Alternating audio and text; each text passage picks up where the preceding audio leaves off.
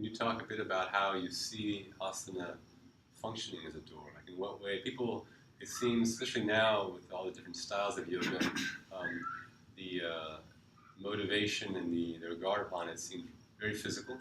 A lot about people are looking for flexibility and maybe core strength, looking for injury, recuperation, rehabilitation rather. There's a lot of a whole variation of motivations that are all very physical. And can you speak a little bit of how asana practice actually functions as a door into the more subtle realms that you're talking about? See, ultimately, body is the hardware and the mind is the software. If you look at a computer, the hardware may be 1970s, but if the software is modern, still your computer can function. Yeah? Or sometimes the CPU may look very damaged, but the hard drive is optimized. Great. But if the CPU, the outside, the box looks is made of titanium or gold, but the hard drive is like from 1980s or 1990s, you cannot optimize. So yoga, the traditional Hatha Yoga realizes that ultimately we are all dealing with that one single thing, and that is the mind. So there's body, the zone of body here, the zone of mind here, and then the next zone is the zone of infinite, whatever you want to call it, Paramashiva,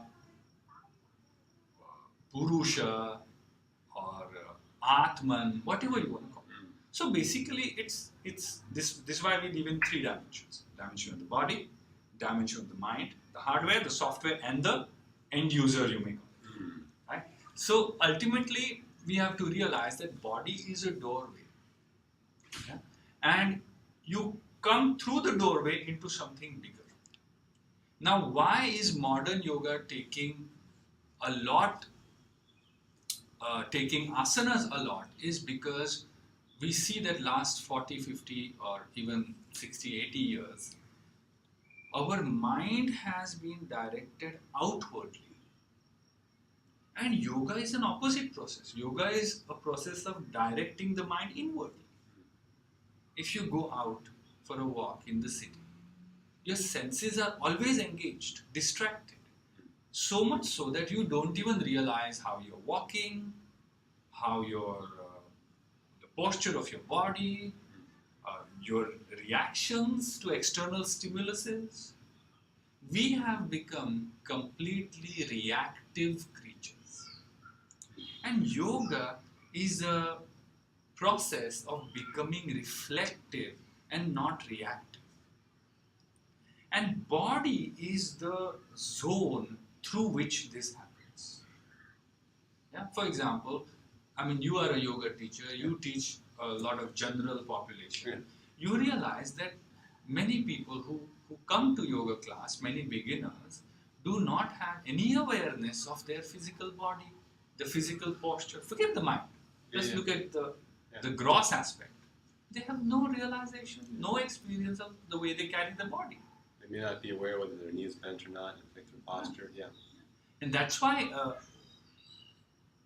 a class of yoga is great for them, because that 1 hour they can direct their mind to their body, and that 1 hour makes them feel alive. And repeated experiences of feeling alive like this, or repeated experiences of directing the mind inwardly, can make them realize that, wow, there is something amazing inside here too. I don't always have to look outside to be engaged.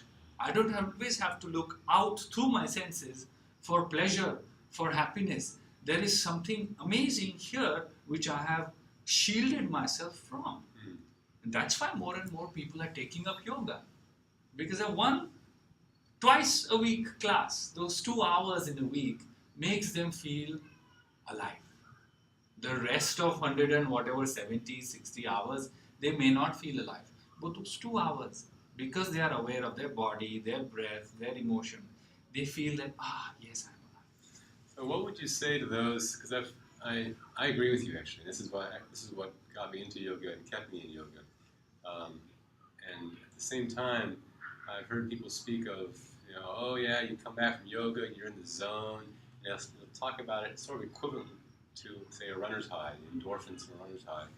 And it seems to me that if you hold it that way as a mere physiological phenomena of, you release some chemicals and you feel good, that you're still sort of missing that realization that you're talking about, where you suddenly realize that actually there's a whole domain to explore internally, whether it's while doing asana or otherwise, actually, but becoming more self-aware and aiming the awareness and the focus inward, whatever the activity might be, actually.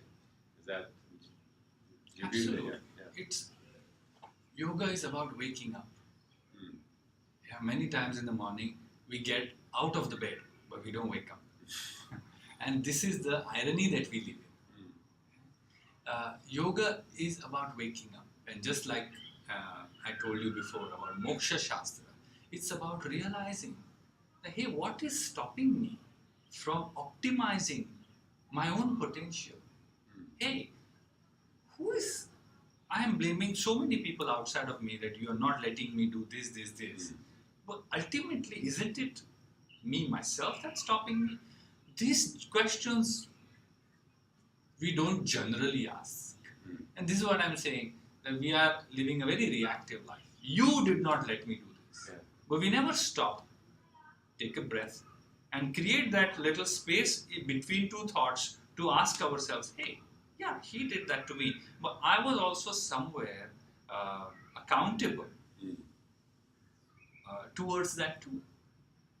This is where, yoga is also a process of becoming self-aware rather than living life out of blame and obligation.